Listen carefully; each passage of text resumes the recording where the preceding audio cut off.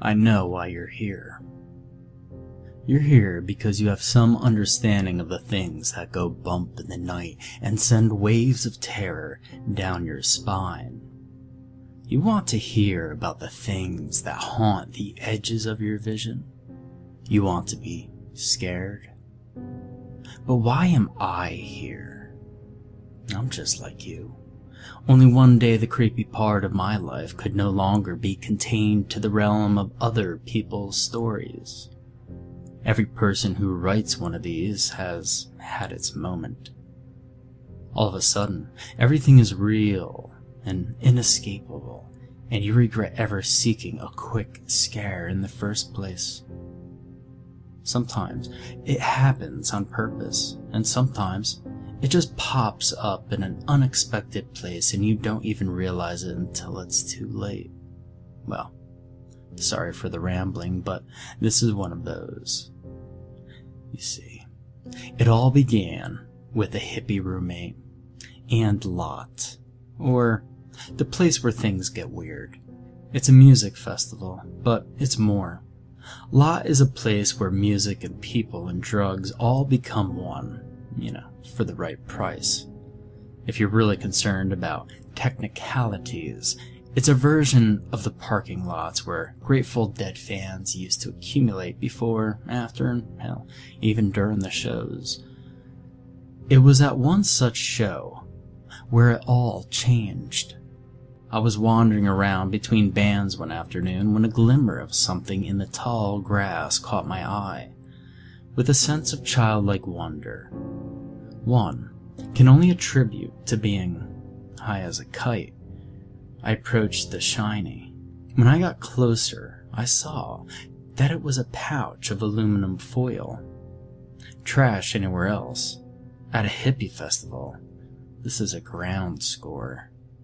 Like a child on Christmas, I peeled open the little envelope to expose a few small squares of paper. Each of the squares was different. I'd seen blotter acid a few times and recognized most of the prints. One was a mystery to me. I spent a lot of time fixating on it, but the best I could figure from the piece I had was that it was some kind of fractal with an odd script I didn't quite recognize. When I first looked at my prize, it appeared to be purple and green, but later it seemed reddish. Who knows, because I promptly ate a few of the more familiar pieces and went about my weekend. I had a good time. When it was time to return to the real world, I brought the mystery dose home and promptly forgot about it. A few months later, the restaurant I worked at closed, and I found myself moving back in with my parents. Luckily, they were at the point in my life where traveling had become a semi-regular occurrence, and about 2 weeks into unemployment, I found myself sitting in their empty house staring at my little foil pouch on a Saturday night. I was unburdened by my responsibilities. My parents wouldn't be home until next Friday, so I knew I had plenty of time for that mystery hit. I decided to take some time to fast and meditate to get the proper set to go with my setting and the unknown dosages I was in for. I took the hit around 6 in the evening and watched dusk creep in. I started watching some Doctor Who around 7 and began to feel screwed about 9. I know it's wrong to feel screwed out of something free, but I was really excited about this unknown experience. It was looking like it was all for nothing. By 10:30, I had retired to my normal evening pastime of browsing Reddit nosleep and assorted Creepypasta archives while making sarcastic and skeptical comments. Something about laughing at the story that just made me pee myself a little softened the blow, doing wonders to alleviate my fears. A little bit before midnight, and long after I'd written off the drug, it felt like a lead ball fell in my stomach. I doubled over in surprise and tried to catch my breath. I thought I heard someone laughing. I closed my eyes as another wave of cramping shot through my guts, and when I opened them, everything had gone gray. Usually, acid made my world vibrant and new, but this was just scary. The shadows seemed to pulse and ebb with some sort of malicious intent I couldn't quite understand.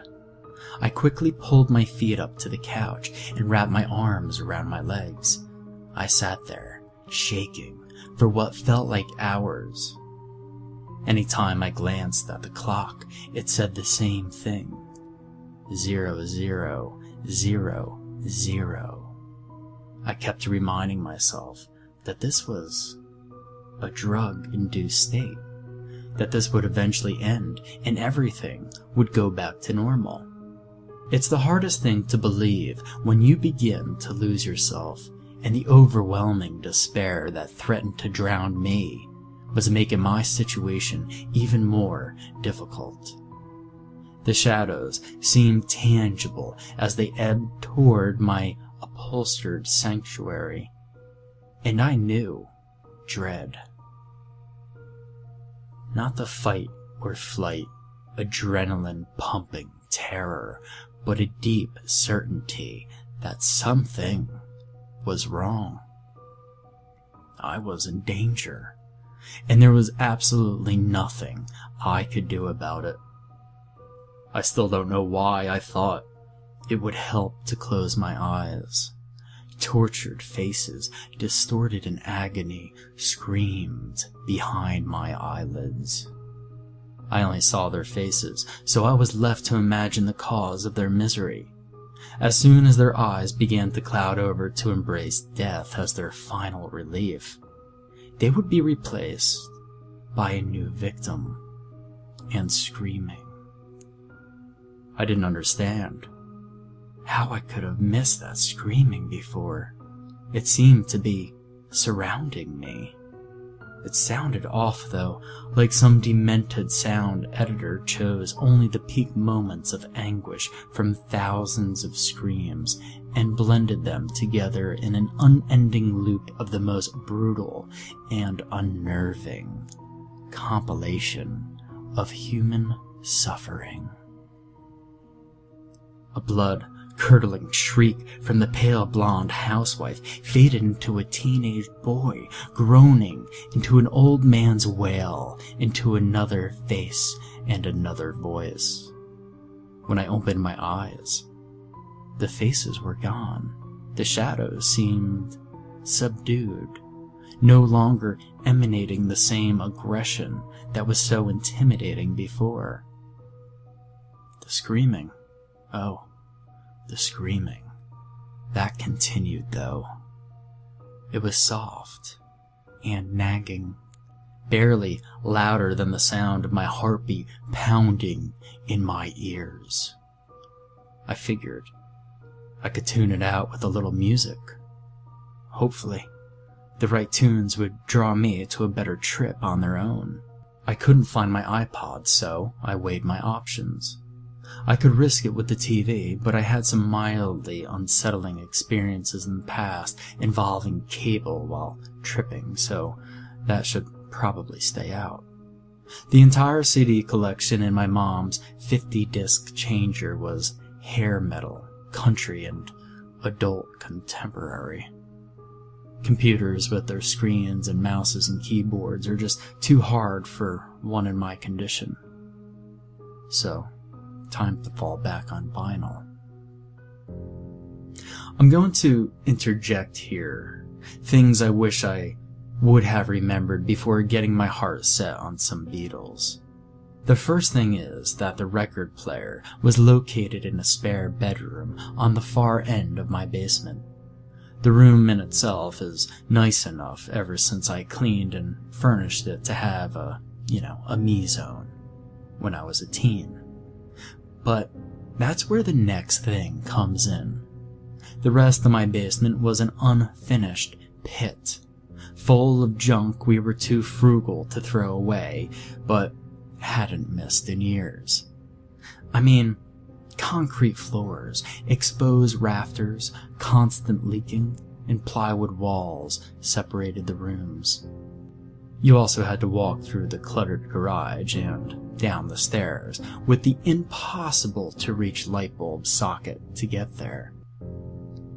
Filled with the bravado of my new mission, I began my journey. The trek went smoothly enough through the well-lit garage, but the stairs were menacing even when sober.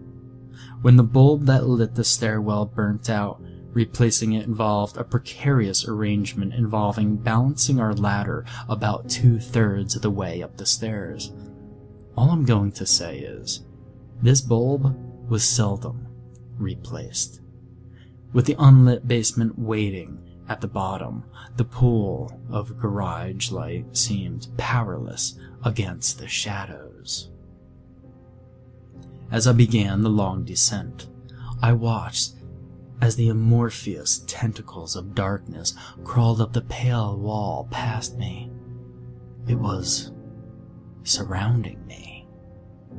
I didn't brace myself with the handrail for fear this thing hiding in the dim corners of my world might touch me. I jumped and tripped down the last couple of stairs and stumbled through the basement door. I could have sworn I heard my name in the screaming. At this volume, the screams were almost like a song. They were still as gut-wrenchingly brutal as ever, but now that it wasn't as overwhelming, I could hear how the rise and fall and changes in tone between the screams meshed together to resemble something like the slow, drawn-out chanting of monks. Maybe my mind was just looking for patterns, trying to make sense of this chaos any way it could. I felt around the wall for the light switch I knew had always been there. I knew this basement well, but for some reason, I couldn't find the switch. The darkness seemed to throb while I continued my search in vain. My only option was to sprint to the corner where the next light switch was. For some reason, I didn't want to show weakness in the shadows that were threatening my sanity, if not my very existence. That and my fear of physical contact with the shadows kept me from safely feeling my way along the wall like a sane person. I darted to the point where I thought the corner was and reached for the light to my left. And there was nothing. No wall, and certainly no instant safety brought on by a welcomed pool of light. I ran blindly, now certain that this was not a safe place to be.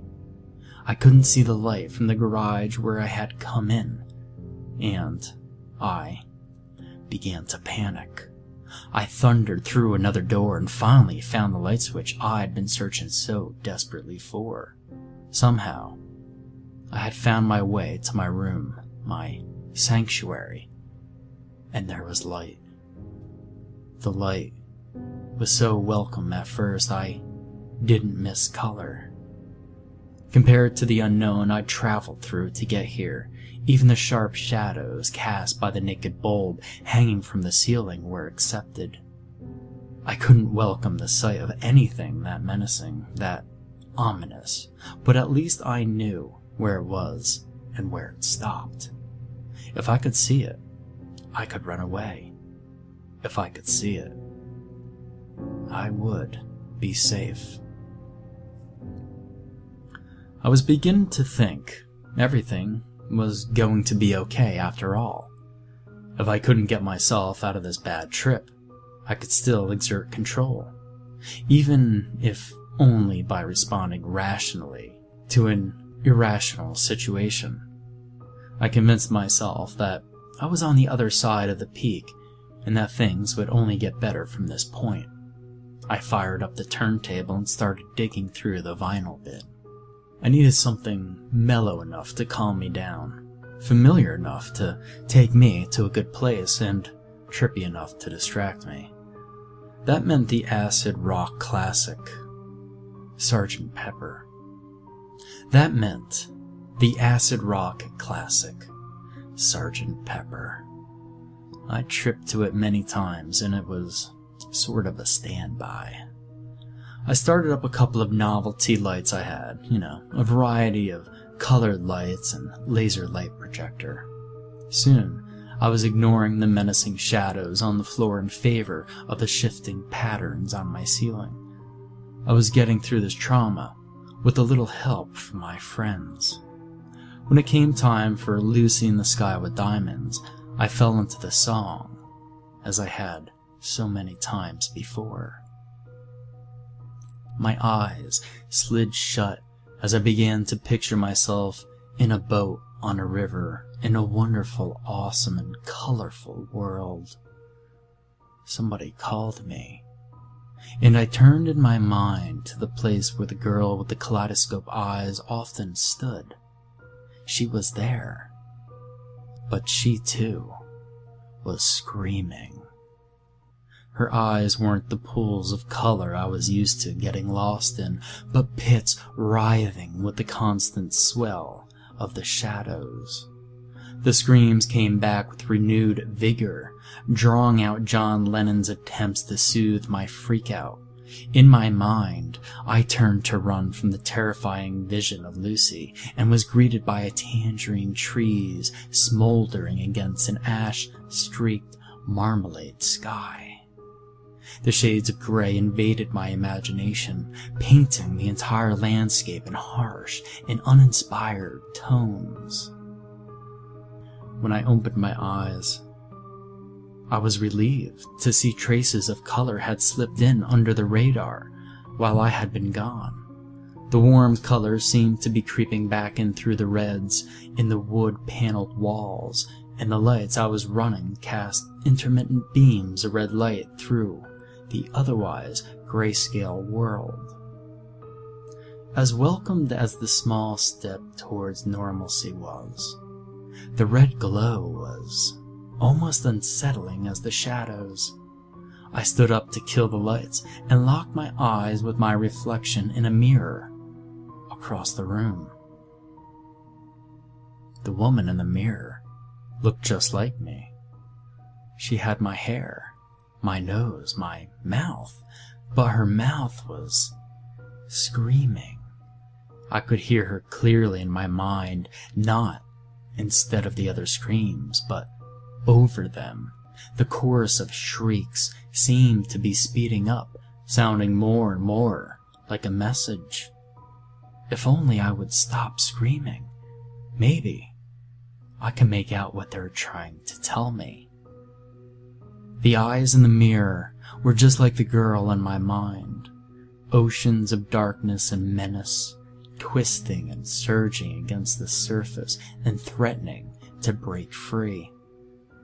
I lifted my hands to my mouth and found it closed, as I'd expected, though I'd hoped I really was the one screaming. My mirror self also lifted her hands to her mouth. She had a pistol in her hands. I watched anxiously as she placed the barrel in her mouth. Her screaming had stopped, but I filled the vacancy with my own. I turned away when she put her finger on the trigger. I heard the gunshot. I couldn't bring myself to look at the mirror again. I couldn't sit by and idly watch myself blow my brains out, and I didn't want to see what was left of me. I wrapped myself, head to toe, in an old sleeping bag and curled up in the recliner. The looping screams continued to build momentum, coming faster and faster, until it was impossible to deny it was a carefully crafted message. The shadows inched closer to me, licking the floor at the base of my chair. The dread that had been growing since this started had grown into an inferno of terrified adrenaline, with every muscle in my body pleading me to run.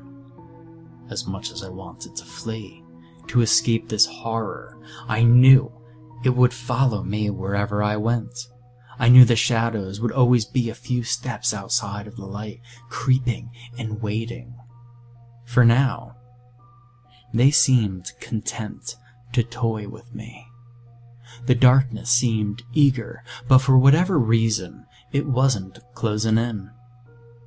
Was it waiting for something? On cue, the looping chain of cries grew almost deafening.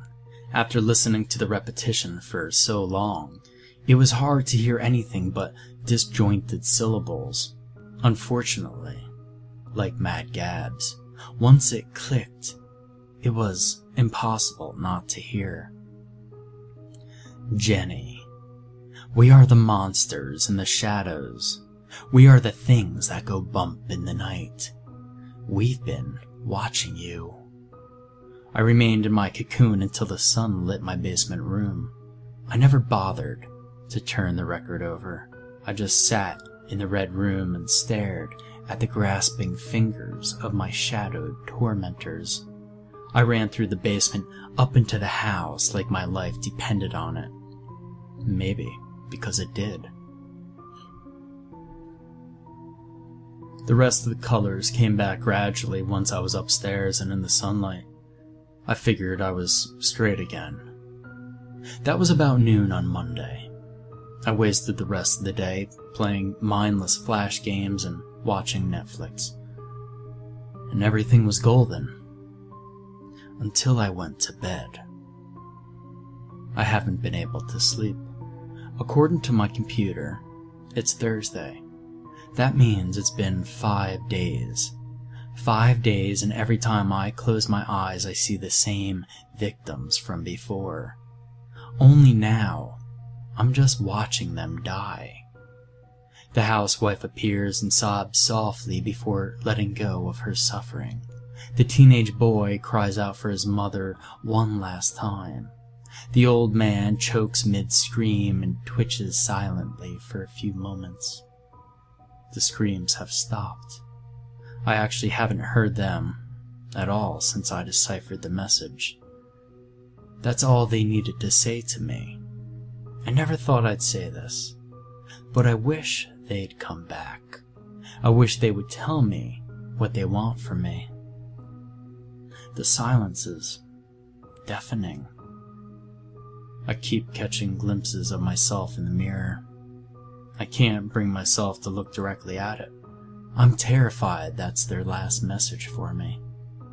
They wanted me to see it the first time, but I ignored them. They're telling me what I have to do. They're showing me the way out. My parents will be home tomorrow. I only have to make it one more night and Mommy and Daddy will be here to make it safe and warm. I made sure to turn all the lights on in the house well before dusk. But that doesn't keep them away entirely. There will always be another dark corner and another void behind the couch or under the bed. They always find a place to creep in, and they are constantly reaching just a little further into the light than they should. The light in the kitchen just flickered out. Only an extremely paranoid person would say this is anything more than chance. Then again, the bathroom down the hall just went dark. There are things that reside in the dark corners of our world. They are very real, and they don't like to be mocked.